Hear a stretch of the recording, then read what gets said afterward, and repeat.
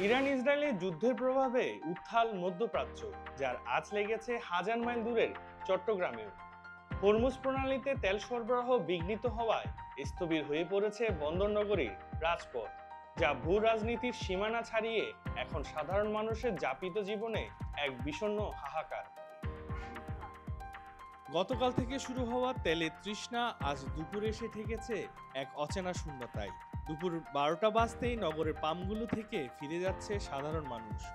বিক্রেতাদের মুখে স্টক শেষ, এ যেন এক মুখস্থ বলি। 1 লিটার তেল দিচ্ছে না তারা, কোনো তাদের দুঃখ মানে আমাদের দুঃখটা তারা বুঝতো না। কালকে সবাই পাইছে কিন্তু দেরি হয়েছে, আজকে তো একদম নাই, দিচ্ছে না আমাদেরকে তেল। আপনি কোথায় গিয়েছেন?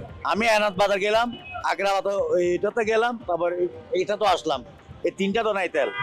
তাহলে বাদ বাকিগুলো পাবো কিনা সন্দেহ আছে। তো আমি 4-5টা স্টেশন ঘুরেছি, বাট ম্যাক্সিমাম স্টেশনই বন্ধ আর কি, ক্লোজ। আর হচ্ছে গনি বেকারি একটা খোলা ছিল, but ওটা অনেক বেশি লাইন।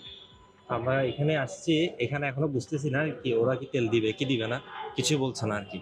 দু একজনকে তেল দিচ্ছে পুলিশ কর্মকর্তা, বাট বাদ বাকিটা বলতে পারছি না। তেল দিতে না পারার কারণ হচ্ছে গিয়ে যে মনে করেন যে আমরা বৃহস্পতিবার যে তেল আনছি, ওই তেল সংকট হওয়ার কারণ হচ্ছে যে আপনার যে শুক্র শনি বন্ধ হয়েছে, তো এর আগেই মানুষ টাঙ্কি ফুল করে নিয়ে গেছে।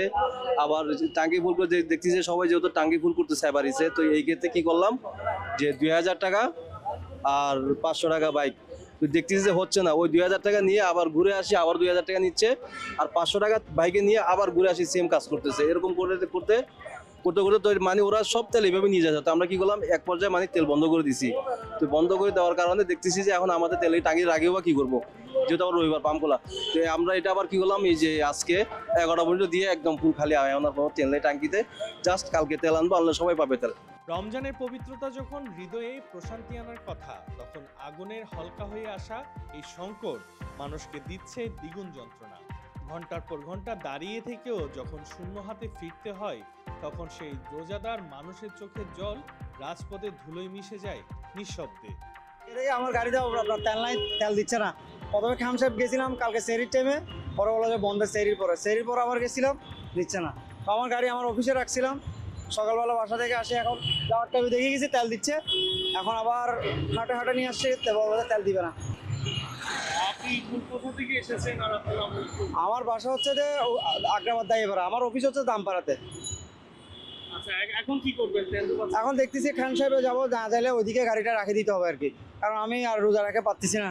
গতকাল বললো যে আমাদেরকে তেল নাই, আমি আসছিলাম বললো তেল নাই, এরপর আজকে আবার গতকালকে একটু বাইক ঢুকছে, এরপর তেল আসছে আবার, ওনাদেরকে দিচ্ছি কিন্তু আমরা পাচ্ছি না।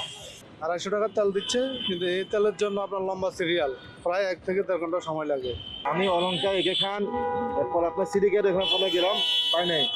ভাবছি একটা বাগানে এদিকে আসলাম, মনে করছি এখানে আশা করছি পাবো। আমার এখন যে তেল আছে এখানে আসলাম 10 কিলো মতো যেতে হবো, এরপরে কি করবো এটা চিন্তা করতেছে এখন। এদিকে সাধারণ মানুষের অভিযোগের আঙ্গুল এক অদৃশ্য সিন্ডিকেটের দিকে। যখন ডিপো বন্ধের অজুহাত দেওয়া হচ্ছে, তখন সাধারণ মানুষের প্রশ্ন, তবে কি তেলের দাম বাড়ার অপেক্ষায় মজুতদারেরা? যুদ্ধের অজুহাতে কি পকেট কাটা হবে সাধারণের? কৃত্রিম সংকট 100%, কারণ কালকেও সবাই ফুল ট্যাঙ্ক তেল নিছে।